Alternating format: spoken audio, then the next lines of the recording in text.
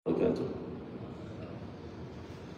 إن الحمد لله نحمده ونستعينه ونستهديه ونستغفره ونتوب إليه ونتوكل عليه ونعوذ بالله من شرور أنفسنا وسيئات أعمالنا. من يهده الله فلا مضل له ومن يضلل فلا هادي له.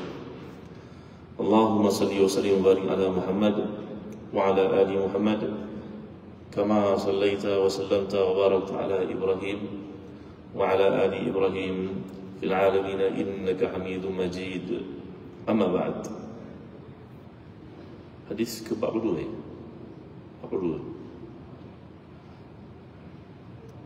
Pagi ini kita menyambung kembali kuliah daripada hadis-hadis hukum yang telah kita pelajari untuk kesekian waktunya, yang membuktikan kepada kita bahawa mazhab Syafi'i yang kita ikuti di negara kita ini dibangunkan di atas kefahaman Quran dan juga hadis-hadis yang sahih. Ini adalah satu pembuktian yang tidak dapat dinafikan, melainkan mereka yang jahil saja yang mengatakan sebaliknya. Jadi hadis yang ke-42 masih lagi berkaitan tentang najis, iaitulah wa 'an Ibn Abbas radhiyallahu anhuma qala tusaddiqa ala maulatin li Maimunata bi shatin famatat famara biha Rasulullah sallallahu alaihi wasallam faqala halla akhadhtum ihabaha zada muslimun fadabaghtumu fantafa'tum bihi waqalu innaha maytatun faqala innama haruma akluha. Qala an-Nasa'i hadha asahhu ma fi juludil maytati idza dubighat. Daripada Ibn Abbas radhiyallahu anhu katanya, seekor kambing disedekahkan kepada hamba milik Maimunah, iaitu isteri Rasulullah sallallahu alaihi wasallam. Kemudian ia mati. Maka Rasulullah SAW melintasinya lalu bersabda, "Mengapa kamu tidak mengambil kulitnya?" Imam Muslim menambah, "Lalu mensamaknya untuk kegunaanmu." Mereka berkata, "Semuanya ia telah menjadi bangkai, wahai Rasulullah." Baginda bersabda, "Semuanya bangkai hanya diharamkan untuk kamu memakannya." Imam Nasa'i berkata, hadis ini adalah yang paling sahih berkenaan kulit haiwan mati bahawa ia boleh disamak. Baik, pertama kita berkenalan dengan perawi hadis ini, iaitu Ibn Abbas radhiyallahu anhu. Ini adalah seorang sahabat yang sangat mulia, yang sangat banyak periwayatannya, dan dipanggil sebagai turjuman Al-Quran. Dipanggil sebagai sahabat yang paling banyak mentafsirkan Al-Quran, dan mazhab pentafsiran yang paling banyak diikuti oleh para tabi'in.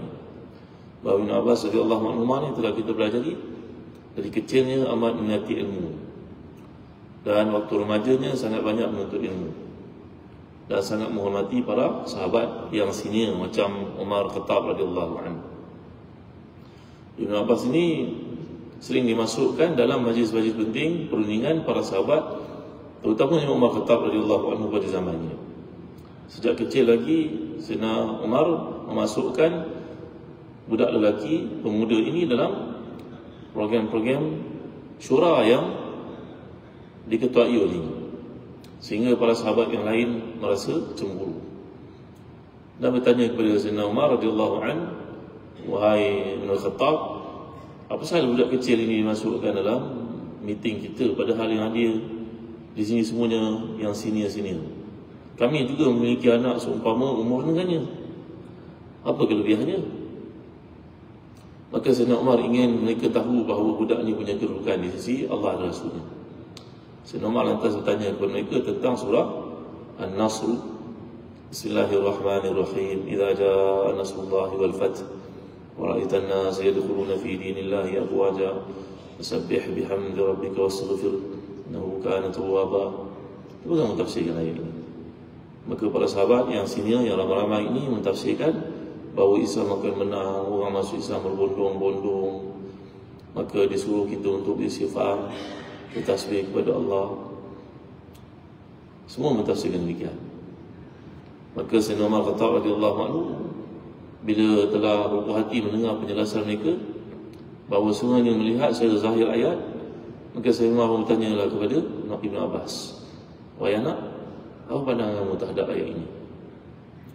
Maka jawapannya satu rangkap ayat saja, satu perasa ayat saja. Ayat surat Nasr menandakan ajalnya Rasulullah SAW. Maka terkejutlah sekalian hadir. Mereka tak terfikir ayat itu maksudnya kan. Ayat itu menceritakan kemenangan. Lepas itu suruhan untuk beristighfar dan bertasbih. Apa kaitannya? Rupa-rupanya yang dimaksudkan di situ oleh Allah adalah Nabi punya kerja dah sempurna bila orang semua masuk Islam. Maka Nabi hendaklah memperbanyakkan istighfar dan tasbih kepada Allah kerana ajalnya sudah hampir. Itu maksudnya. Maka sekalian hadir terkejut dan mereka pun tidak memikirkan demikian. Sayyidina Umar menjawab, aku juga berfikir macam dia.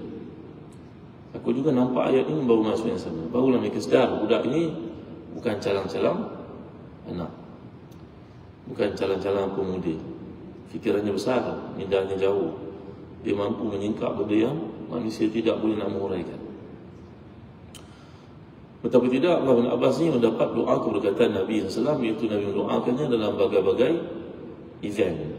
Contohnya Allahumma faqihu fid din wa 'allimhu al-hikmah, Allahumma faqihu fid din wa anshur minhu, Allahumma faqihu fid din wa 'allimhu ta'wil.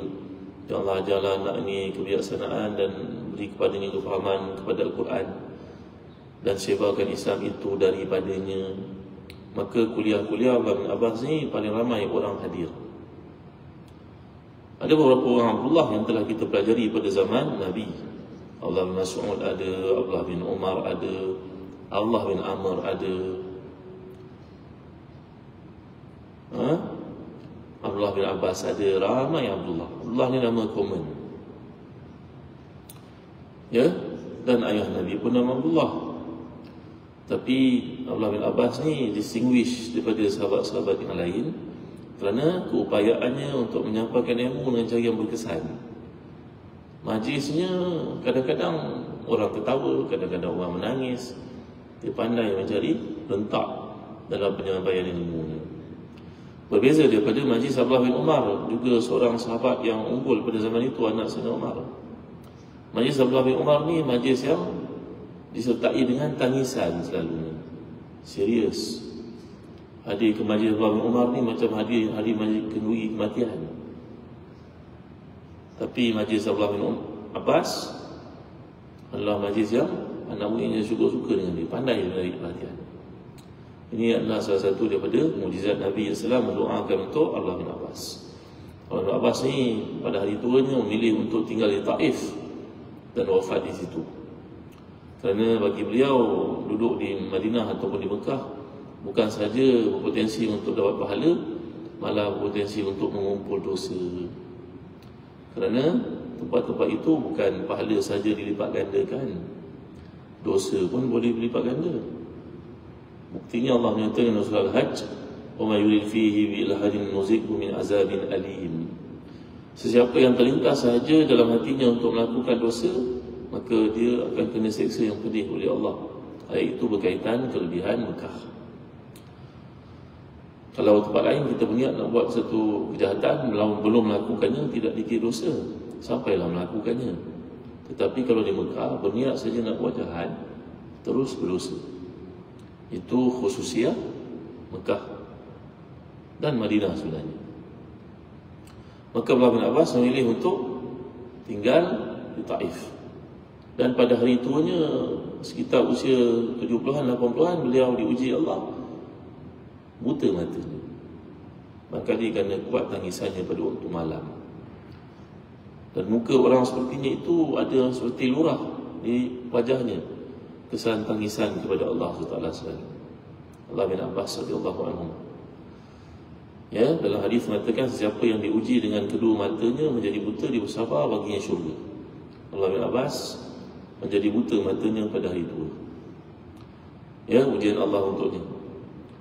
Pada hari mati Allah bin Abbas ini disebut oleh Imam Ibn Katsir dalam Bidayah wa Nihayah, Imam Az-Zahabi dan Sirah An-Nubala, bahawa pada hari matinya mereka menyelenggarakan jenazah sahabat yang sangat mulia sepupu Nabi ini Maka tiba-tiba mereka mendengar satu suara yang tidak diketahui puncanya, menyebut, Ya ayyatuhan nafsul mutmainnah, irji'i ila rabbiki radiyatan mardiyah, wadkhuli fi ibadi, wadkhuli jannati. Mereka dengar bacaan itu, tak tahu siapa yang baca. Disebut oleh para ulama hadis. Dan mereka melihat seekor burung putih terbang di langit, masuk dalam keranda Abdullah bin Abbas, tak keluar daripada ini sampailah di bumi. Ya, jadi Abdullah bin Abbas ni kita akan jumpa periwayatan beliau itu banyak sekali. Ketika orang semua pergi mengumpulkan harta dunia dalam pembukaan negara yang disertai oleh mereka, Abdullah bin Abbas ni amat berlainan sekali. Iaitu dia pergi ke mana-mana, dia akan membawa pulang kitab-kitab dari negara yang dibuka oleh orang Islam, sehingga keldai ataupun unta yang ditunggang olehnya dipenuhi syarat dengan buku-buku bahasa Rom, bahasa Parsi. Orang semua heran, kata, wahai sepupu Rasulullah, itu panggilan untuknya, wahai sepupu Rasulullah, ya benar amir Rasulullah. Orang semua bawa pulang harta dunia untuk dikonvert jadi harta, wang dan sebagainya. Tuan bawa pulang buku-buku. Jawapannya, ya, buku-buku adalah ilmu memuliakan manusia. Wa ma yu'tal hikmata faqad utiya khairan katsira wa ma yadhakkaru illa ulul albab. Siapa yang diberikan ilmu, dia dapat kemuliaan yang besar di sisi Allah Taala. Dan sebab itu kita akan lihat dalam tafsir-tafsir kitab yang besar-besar, tafsir, pandangan Ibn Abbas yang paling dominan. Dan beliau tidak meriwayatkan daripada sahabat-sahabat Nabi saja, malahan membawa kisah-kisah Israiliyat yang banyak. Pintu Israiliyat satu yang banyak daripada Abdullah bin Abbas. Di sini ada orang silap faham, mengatakan Abdullah bin Abbas ni seolah-olah macam pengutip kayu di tengah malam. Ini perumpamaan diberikan. Tahu tuan-tuan kutip kayu di tengah malam? Kahatibil lail. Tahu tak kutip kayu api di tengah malam? Tuan-tuan dulu ada masak pakai kayu api? Ada? Bagi zaman tu tak? 60-an, 70-an, masak pakai kayu api, belum ada dapur gas lagi. Mana tu? Lalu orang cari kayu api malam-malam ni, dia nampak panjang ni, ingat kayu punya ular. Malam-malam kutip kayu api. Maka ini satu kata-kata yang zalim terhadap Ibn Abbas. Mereka mengatakan Ibn Abbas ni bawa saja pandangan-pandangan Israiliyat itu banyak dari apa yang dikemukakan beliau.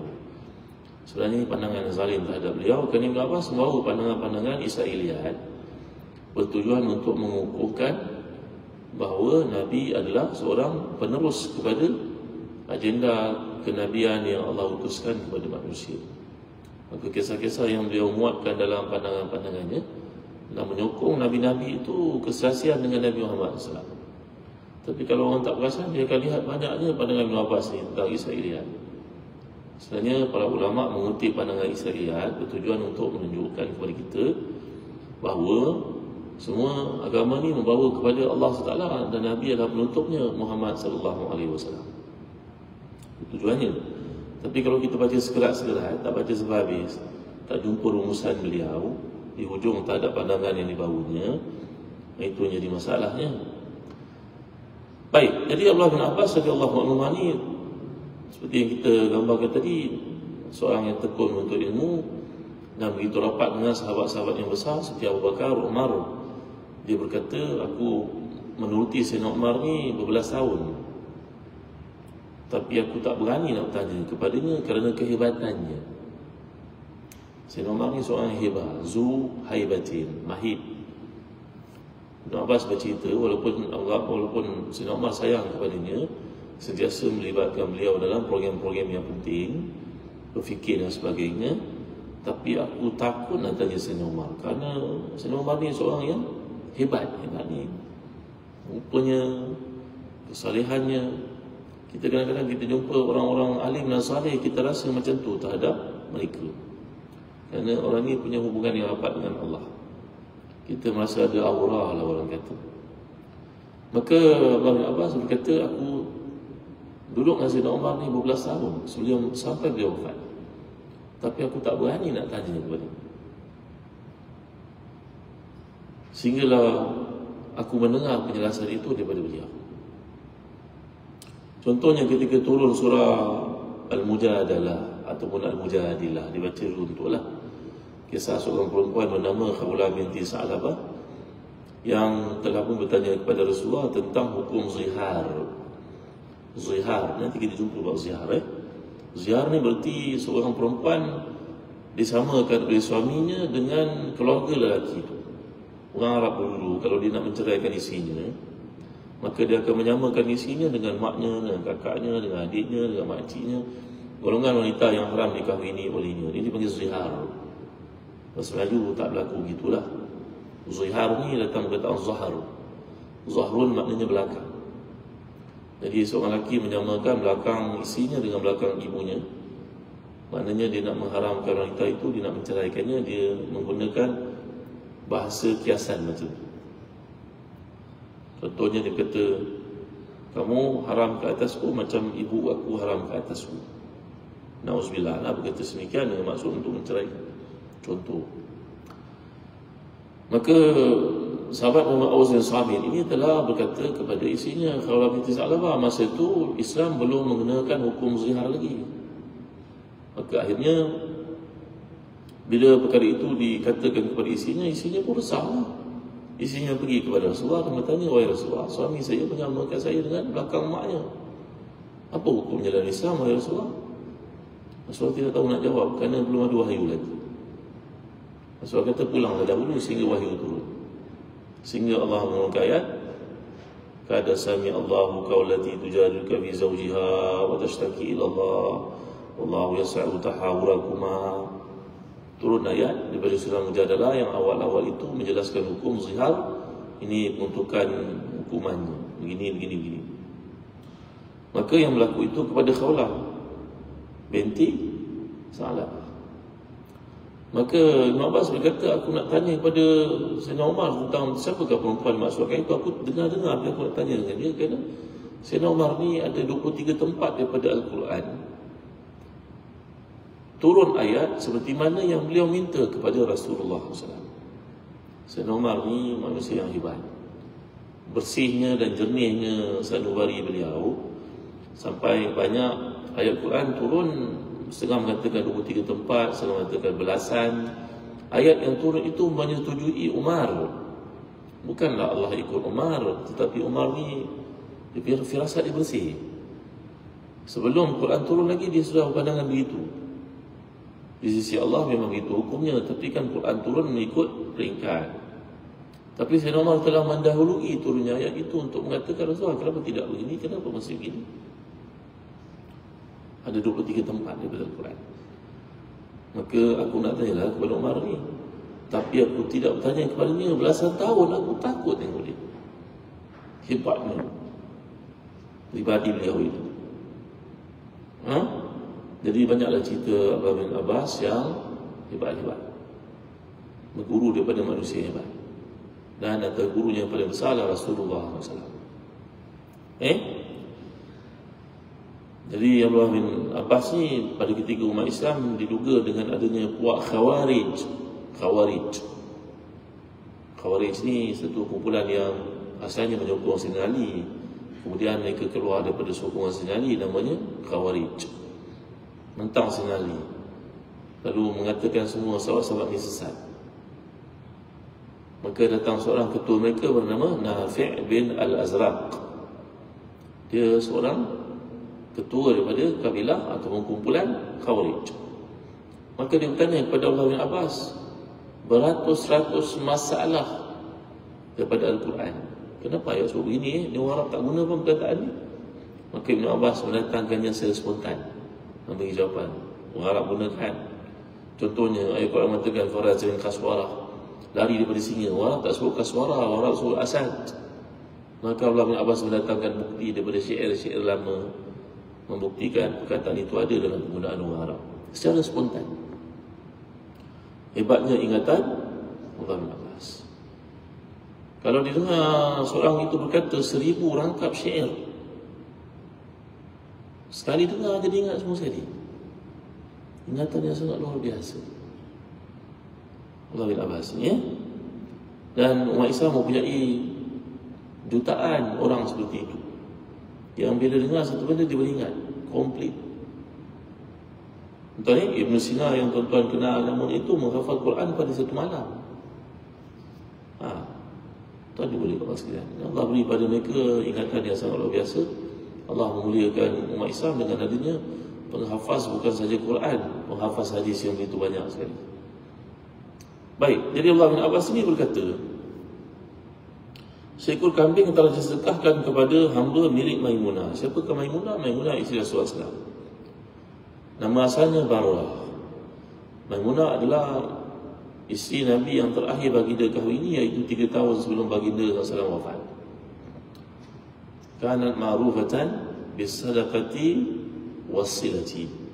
Kata Imam Mazhabi Nasir Alam al-Wala', Maimunah isteri Nabi ini adalah wanita yang sangat terkenal, diperakui oleh madunya sendiri, iaitu Aisyah radhiyallahu anha, kerana Maimunah ni seorang yang banyak sedekahnya dan sangat menjaga silaturahimnya, sangat menjaga. Luar biasa sekali kehebatan yang daripada Mukminin Maimunah ini. Ya, dan menariknya kisah beliau ni meninggal dunia, wafat di tempat Nabi berkahwin dengannya dan dikebumikan di situ. Ya, meninggal dunia pada usia 80 tahun lebih kurang. Ketika Nabi berkahwin dengannya, usianya 26 tahun, Nabi berusia 59 tahun. Sallallahu alaihi wasallam. Ya. Jadi Maimunah ni dalam hadis ini mengatakan, seekor kambing disedekahkan kepada hamba milik Maimunah, isteri Rasulullah SAW. Kemudian mati kambing itu. Ini pun menjadi satu perbincangan para ulama. Sedekah tidak boleh diberi kepada keluarga Nabi dan kepada keluarga Bani Hashim. Sedekah tidak boleh bagi, haram untuk diterima. Tapi kalau zaman sekarang, kumpulan yang kita panggil sebagai Sayyid, Syarifah, sepatutnya mereka tidak boleh menerima sedekah, sepatutnya. Tapi kalau dalam keadaan terdesak pada ini, beasiswa dan sebagainya, mereka boleh terimalah. Hukum asalnya tidak boleh sebenarnya. Jadi di sini bagaimana pula boleh menerima sedekah? Sebab Maimunah bukannya Bani Hashim. Bani Hashim ni seperti contohnya sepupu Nabi yang Nabi kahwini selepas dia menjadi janda, namanya Zainab binti Jahshin. Zainab ni adalah sepupu Nabi, dia Ashraf, dia Syarifah pada keturunan Bani Hashim. Maka kumpulan seperti itu haram menerima sedekah. Mereka boleh menerima hadiah. Baik, ni kita tahu kisah ketika Nabi mula-mula dikunjungi oleh Salman Al-Farisi yang pada masa itu belum masuk Islam. Bila datang membawa kurma, memberi sedekah kepada Nabi, Nabi tidak makannya. Maka dia datang kali kedua membagi kurma sebagai hadiah, baru Nabi memakannya sallallahu alaihi wasallam. Dan ketika ada kurma sedekah di masjid dimakan oleh cucu Nabi bernama Hasan itu, Nabi menjoloknya kurma itu keluar dari mulut, menyuruhnya untuk memuntahkan, kerana keluarga Nabi tidak boleh makan sedekah. Tapi Maimunah ini bukannya keluarga Ashraf, dia seorang wanita dari kabilah Arab yang lain. Maka hambanya menerima sedekah seekor kambing, tapi kambing itu mati. Maka Nabi telah melalui tempat itu dan melihat kambing itu mati. Nabi bertanya kepada mereka, kenapa tidak mengambil kulitnya? Imam Muslim menambah dalam hadis yang lain, dalam versi yang hadis dalam konteks yang sama, mengatakan lalu mensamaknya untuk kegunaannya. Mereka berkata, semuanya telah menjadi bangkai, wahai Nabi SAW. Nabi menjawab, aku bukan suruh kamu makan dagingnya, tapi aku suruh kamu manfaatkan kulitnya.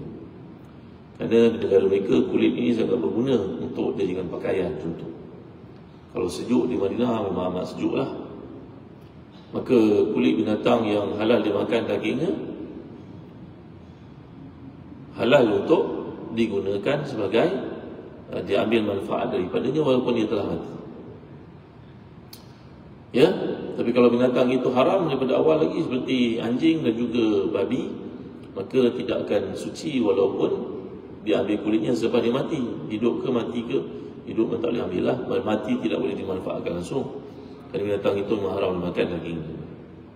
Maka dalam hadis ini menunjukkan kepada kita tentang kulit itu masih boleh disucikan dengan cara mensamaknya. Samak ni iaitu dengan cara yang kita semua maklum, kita walaupun kita tidak menggunakannya, ada kaedah lah. Dengan garam ke, dengan bahan kimia ke, dibersihkan, dihilangkan lemak-lemaknya, dijemur, dibasuh, maka jadilah ia suci.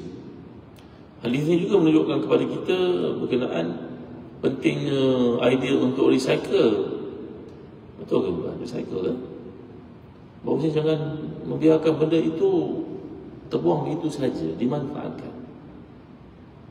1400 tahun yang lalu lagi Nabi telah mengajar kita tentang kepentingan untuk mengambil manfaat dari setiap benda yang ada, jangan membazir begitu saja. Tuan-tuan dimulai sekalian, ini masyarakat antarabangsa begitu prihatinlah, plastik tak boleh guna, nanti masuk dalam laut, penyu mati dan sebagainya. Ya, sedangkan Nabi telah menuturkan perkara ini 1400 tahun yang lalu. Betapa pentingnya kita menjadikan setiap benda itu selagi boleh digunakan, maka digunakan. Makanya begitulah orang Jawa mereka lembu punya kulit pun makannya. So, ada yang daripada binatang itu, ayam punya kaki semua dimakannya. Tak ada satu pun yang terbuang. Nampak tuan-tuan? Ya? Jadi ini adalah satu sunnah Nabi SAW, sebenarnya manfaatkan segala benda yang ada. Nampak tuan-tuan ya? Bila kita tidak mengambil berat dan prihatin terhadap perkara-perkara sedemikian, maka berlakulah pembaziran pada anak-anak, berlakulah pemburusan. Anak-anak terlatih untuk sikit saja rosak dan nak beli yang baru, maka perkara sedemikian akan menjadikan seseorang itu tidak menghargai sumber yang ada. Di samping hadis ini mengajar kepada kita bahawa satu yang sifatnya najis, iaitu bangkai, masih boleh dimanfaatkan dengan cara yang betul, iaitu dibersihkan, disamak, disertu ke. Maka begitu juga dalam konteks masa pada hari ini, kepentingan untuk kita menghargai sumber yang ada, jangan biarkan ia terbazir begitu saja. Baik. Hadis ke-43. An Ummi Qais binti Mihsan al-Asadiyah wasmuha Aminah wa qila Juzama annaha atat bibnin laha saghir lam ya'kul at-ta'am ila Rasulillah sallallahu alaihi wasallam fajlasahu Rasulullah sallallahu alaihi wasallam fi hajrihi fabala ala thawbihi fada'a bima'in fanadahahu wa lam yaghsilhu. Daripada Ummu Qais bin Mihsan al-Asadiyah radhiyallahu anha, nama sebenarnya Aminah ataupun Juzama. Beliau membawa anaknya yang masih kecil dan belum makan makanan yang pejal kepada Rasulullah SAW. Rasulullah pun dengan penyayangnya mengambil baby itu, meletakkannya di atas riba baginda sallallahu alaihi wasallam. Tiba-tiba budak lelaki itu terkencing di atas riba Nabi SAW. Maka baginda meminta dibawakan air. Baginda merenjisnya dan tidak membasuhnya. Baik, yang pertamanya kita berkenalan dengan perawi hadis ini, iaitu Ummi Qais binti Mihsan al-Asadiyah, dipanggil namanya Aminah ataupun Juzama.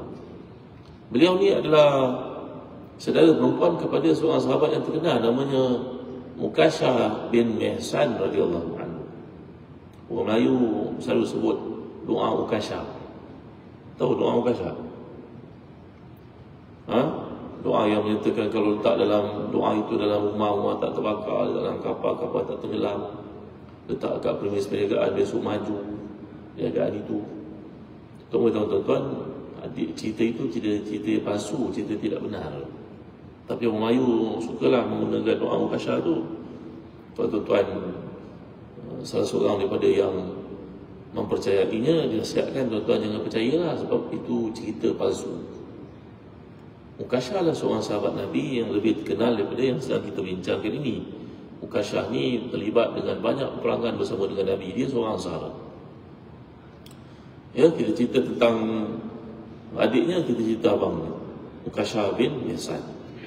Mukashah ni dalam perang Badar begitu berani gelagatnya, membawa pedang, menjembat dan memukul musuh-musuh Allah itu sampai pedangnya patah. Pada masa itu umat Islam pedang nak beli pun tak ada duit, tuan. Jumlah mereka pada masa itu nak membeli kuda apatah lagi, tak mampu. Pedang dah patah, tak ada senjata. Jumpa dengan Nabi, wahai Nabi, pedang saya patah, ramai musuh dilibas. Nabi SAW dengan mukjizat baginda mengambil batang ataupun pelepah kurma, beri kepada dia, terus jadi pedang warna putih. Bersinar pedang itu. Maka Ukashah ni seorang lelaki yang tegap dan handsome, kacak, segak. Jadi Ukashah radhiyallahu anhu ni, Nabi berikan kepadanya pedang dan dia telah bertarung sampai begitu hebat sekali, luka dahsyat pada beliau, tapi tetap dia berjuang untuk Islam. Dalam perang Khaybar, Nabi telah bersabda kepada para sahabat, ya dukhulul jannata min ummati sab'una alfan bighairi hisab. Dalam umat aku ada 70,000 manusia yang akan masuk syurga tanpa hisab, kata baginda sallallahu alaihi wasallam. Maka Ukashah ni dengar Nabi sebut begitu prihatinnya. Dia kata, wahai Nabi, ya Nabi Allah, ud'ullah an akuna minhum, doalah kepada Allah wahai Rasulullah supaya saya jadi seorang daripada ini. Nabi mendoakan untuk Ukashah. Seorang lagi datang, wahai Nabi, doakan saya. Nabi kata, kat sabaqaka Ukashah, Ukashah telah mendahului kamu. Siapakah 70,000 ni, tuan-tuan? Yang pertama, mereka ni disebut dalam hadis yang sahih dari Bukhari Muslim itu, allazi la yastarqun wa la yatirun wa 'ala Allahi yatawakkalun. Orang yang sedemikian adalah orang yang tidak menggunakan bahan api untuk menghilangkan penyakit pada tubuhnya.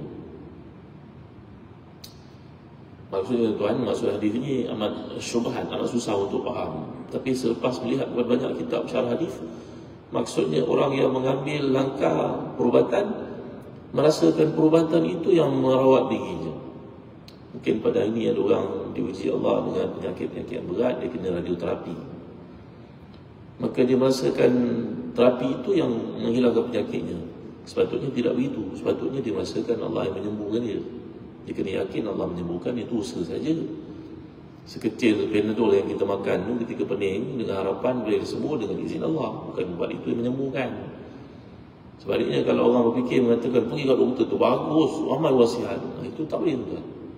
Itu kata-kata semikian di sisi para ulama ada penilaian yang takut jadi macam syirik khafi, syirik yang tersembunyi. Kita wajar berkata doktor tu pengalaman bagus, alhamdulillah, ramai orang sihat dengan izin Allah.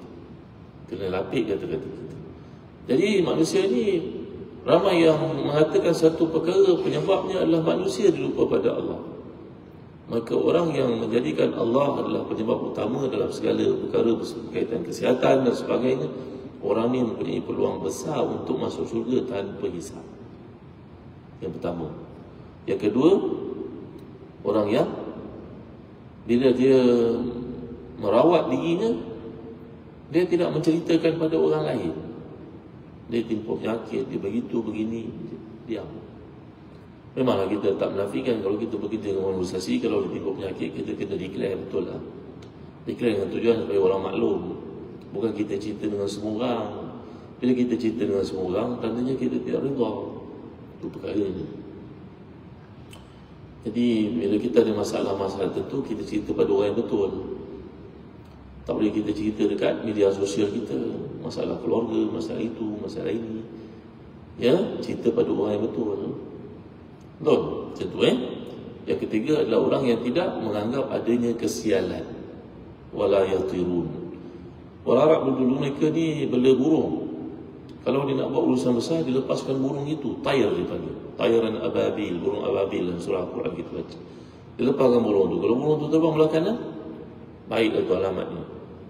Kalau burung terbang belah kiri, menunjukkan ada kesialan lah dia panggil. Tiara, dia bukan tayar. Jadi Nabi telah menguji Ukashah bin Mihsan, abang kepada Qais yang kita ceritakan sekarang, bahawa kualiti yang ada pada Ukashah bin Mihsan ini, iaitu dia ternafi padanya tiga-tiga perkara tadi. Maka dia di kalangan yang akan masuk syurga tanpa hisab. Nama Ukashah bin Mihsan. Yang kita kenal doa Ukashah, doa Ukashah, doa Ukashah tu tak payahlah makan, tuan-tuan, kerana dia ada cerita batil, cerita palsu. Kita orang belajar ni, kita kena maklum lah ya.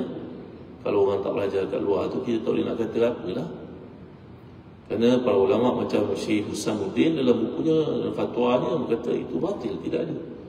Doa tu kalau amalkan, Allah akan selamatkan macam Allah selamatkan Nuh ketika karam ombak besar ataupun bah besar itu. Selamatkan Nabi Ibrahim ketika dibakar. Ini cerita ni tidak ada, tuan. Bahkan yang lebih peliknya, mereka mengatakan kalau kita pergi ke Baitul Maqdis, ada pula makam Ukashah kat sini. Ukashah ni, abang kepada Muqais ni, dia mati dalam peperangan menentang seorang yang telah mengaku menjadi Nabi. Namanya Tulaiha Al-Asadi. Dia mati dalam peperangan itu. Ni, dia mati di mana tuan-tuan? Di semenanjung tanah Arab. Dekat Najd tu, kat Yamama tu. Bukan dekat Baitul Maqdis pun. Kalau kita pergi Baitul Maqdis, ada banyak makam. Salahuddin Ayyubi dia buat banyak makam. Makam Rabi'atul Adawiyah, makam Musa, makam, banyak dia buat makam. Salahuddin Ayyubi yang buat. Kerana Salahuddin Ayyubi nak mendekatkan masyarakat kepada tokoh-tokoh Islam itu. Jadi dia menamakan checkpoint dia tentera yang hebat, dia general. Jadi daripada menamakan dengan nama-nama yang tak kena-mena Islam, dia namakan monumen lah. Dia bukan kubur pun. Ya, kubur Nabi ataupun kubur wali yang warid dan juga confirm mutawatir cuma dua saja. Nabi Muhammad SAW di Madinah dengan Nabi Ibrahim di Hebron. Dua tu saja. Makam yang lain kita pergi ke Jordan, makam Nabi Shu'aib, ada makam Nabi Lut. Ini tidak disahkan betul, tuan-tuan. Jadi Salahuddin Ayyubi ketika dinamakan ini makam Ukashah, bukan berarti kubur Ukashah itu, bukan. Tapi dia mencari nama-nama sahabat yang boleh mengingatkan masyarakat pada waktu itu dengan suasana peperangan.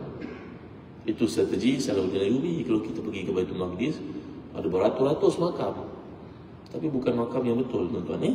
Itu maksudnya. Jadi Ukashah bin Mihsan dia mati ketika menentang seorang mengaku menjadi Nabi, namanya Talha Al-Asadi, Tulaiha Al-Asadi, pada zaman Abu Bakar As-Siddiq radhiyallahu anhu.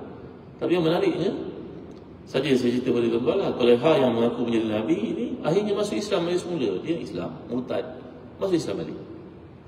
Dia yang bunuh sahabat bernama Ukashah ni, dia mama. Tapi kemudian dia masuk Islam dan menjadi seorang yang solid Islamnya pada zaman Abu Bakar, Umar, Rasul. Ada manusia macam tu, dia tergelincir, murtad, masuk Islam balik. Maka saja saya bawakan kepada tuan-tuan kerana abang ni Ukashah lebih popular daripada adiknya. Tapi adiknya juga perawi hadis yang kita sedang bincangkan, namanya Juzama ataupun Aminah. Bahawa dalam hadis ini menceritakan anaha atat bibnin laha saghir, menjadi tradisi para sahabat kalau ada anak-anak mereka bawa jumpa dengan Nabi lah, mengambil berkat, menyuruh Nabi mendoakan, mentahnikan. Maka budak lelaki kecil ini ketika berada atas riba Nabi, terkencing dia. Maka Nabi nak menunjukkan kepada kita bagaimana cara merawat keadaan ini. Ya, maka Nabi minta air dibawakan dan direnjiskan kerana ini merupakan najis mukhaffafah. Kan najis ada tiga kan? Kita dah belajar mughalazah, kita dah belajar mutawassitah, dan kita belajar mukhaffafah. Mukhaffafah ni cuma satu saja, iaitu kencing anak lelaki yang tidak makan apa-apa melainkan susu ibunya dalam lingkungan usia 2 tahun. Faham kan? Ini terbukti dari kajian saintifik bahawa ahli sains di Mesir mengkaji rupanya apa yang terdapat dalam urin kanak-kanak lelaki beza daripada kanak-kanak perempuan. Kencing orang lelaki beza daripada kencing orang perempuan.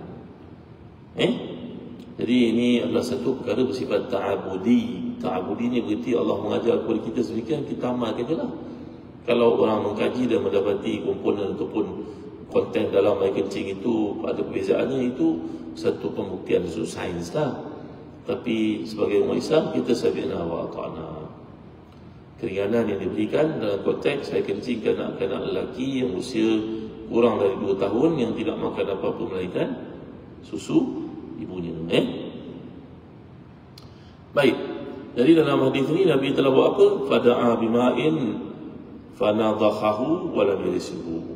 Nabi minta supaya dibawakan air Nabi merejis padanya, Nabi tidak membasuhnya. Basuh berarti najis itu mutawassitah lah, berarti dilalukan air padanya, tapi di sini tidak berlaku demikian. Nabi ambil air saja dan najiskan ke tempat yang berkenaan. Tak payah najis sampai basah tu kan. Najis sampai basah nanti jadi celaru pula. Orang tengok pasal betul-betul air pula kat badan ni. Macam kita belajar sebenarnya bab madhi kan, ada juga konteks seperti ni. Antara kita belajar ni, ingat tak? Kita tak ingat, ahlan wa sahlan wa jalan, dah lupa. Ya, jadi pembangunan dalil-dalil dan mazhab Syafi'i dapat kita lihat adalah bersumberkan kepada dalil autentik daripada Quran, daripada hadis.